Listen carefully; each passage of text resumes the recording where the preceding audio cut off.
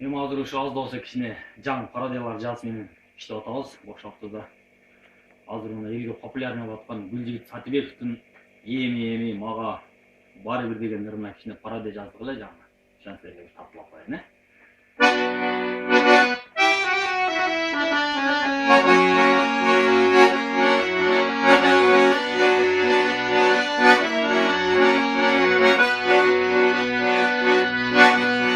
Koysun agentleri caza verip verin mi?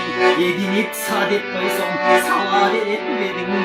Budok versem ben bula çala verip verin mi? Ay kanımdım barın aktarım bu ve çara caza verip verin çala verip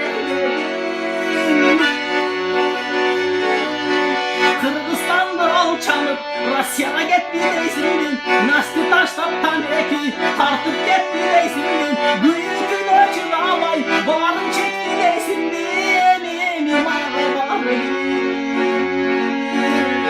Nas çekmekten anı ceysin Geç düşünü attın deysin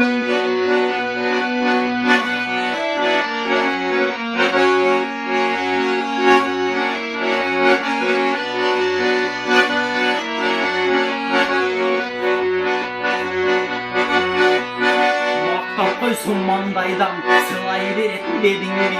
Mas olğonda men eslet ırday veret dedin mi? Jakşı aytsam bu can dedim jırgay veret dedin mi? Ay kanımdım barın atkarım Ul ve çara ırday veret dedin mi? Jırgay veret Kırgızistan'dır alçanıp Rusya'ya gitti deysin mi? Nasıl taşlap tanreki tartıp gitti deysin mi? Büyükün ölçün alay bağrım çekti deysin mi?